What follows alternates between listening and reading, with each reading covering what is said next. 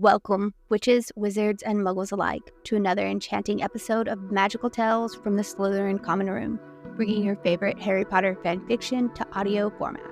So sit back, relax, and lock your headphones and let the magic begin. Two Weddings and a Manhunt by Deydralinne, Chapter 6, August 3rd, 2003. The six of them sat in awkward silence in the booth of a diner, picking at food on their plates in front of them. Okay, I'm just going to say it. Have you two discussed what you're going to do if you get denied divorced, which honestly is quite likely, Astoria blurted out. Why is it unlikely? Hermione eyed her. There's no danger to yours or Malfoy's lives by remaining married. You both exchanged the vows without a wand pointed to your head. He isn't going to murder you simply for being his wife. I wouldn't be so sure of that, Draco grumbled, but fell quiet again under Hermione's glare. From a logical standpoint, your magic would become weaker should you break your vows. Your next marriage would be weak at best. Blaze's mother was married 7 times, Hermione snapped. Yes, she was also widowed 7 times, Granger. It's not the same as divorce, Blaze retorted with a dramatic eye roll. Malfoy, Theo didn't even flinch when the 5 of them scowled in his direction. Look, I'm just saying, it's unlikely without any solid grounds other than the fact that you were drunk and did it on a whim, that the application will be accepted. So I ask again, have you two given any thought as to what you will do if that's the case? No, Draco whispered in union with Hermione. Astoria tutted. Well, might I suggest you come up with some kind of plan before returning to England?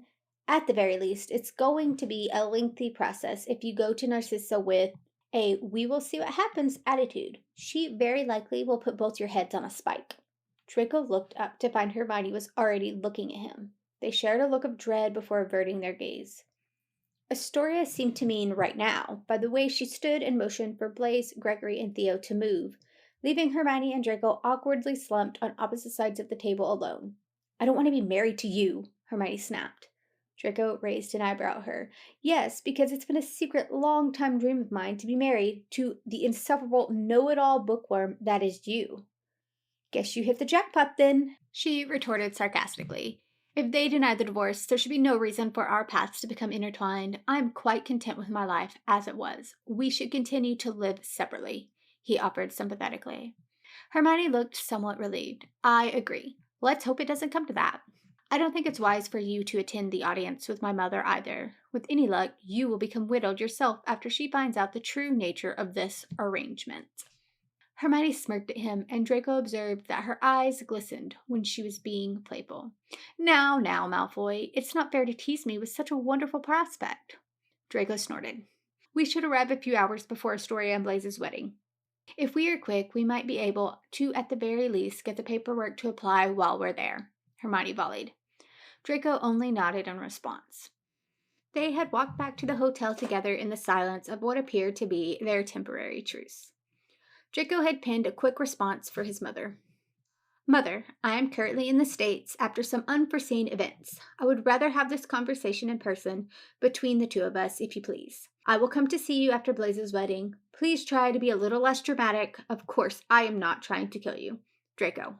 The bird took flight, and Draco took pleasure in knowing that he wouldn't have to see his wife until the following day, as Astoria insisted on her and Hermione having dinner alone tonight to talk. August 4th, 2003. The next day, he was even more delighted when she failed to make an appearance at the hotel restaurant for brunch. Astoria mentioned that she had gone to do some emergency shopping. Later, he had returned to find that a fresh set of clothes had been brought for everyone, much to everyone's relief. He had decided to explore the hotel pool that afternoon, but had quickly come up short when he saw Hermione lapping with a man poolside. She was practically naked, save for the tiny scraps of fabric covering the minimum allotment of her more private areas. He watched the man flirt shamelessly with her before deciding to have some fun. Hello, my darling wife, he smirked as he slid up beside her.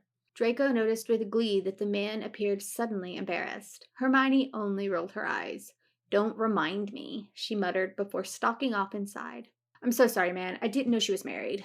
The man, with what he could only assume was baby oil coating his skin, bumbled, throwing his hands up to show Draco he meant no harm. Draco frowned at him. She was wearing a pretty massive rock on her finger, you moron. Not that I give a crap. She's not my responsibility. Draco started thinking, though, as he walked away from the man wearing baby oil. That ring was rather impressive. It would have cost a small fortune. He could only assume he had brought it from the muggle shop somewhere nearby. Though with what money? Goyles? No, that doesn't sound like something he would do. He was a Malfoy after all. More to the point, why was she still wearing it? Why was he still wearing his? The thought hadn't even occurred to him to remove the wedding band on his finger. In fact, if he was being honest, he had forgotten about it until just now. Hermione was noticeably absent from dinner that evening, too. Draco rationalized that it didn't bother him, but it did. It was rather rude, to be fair.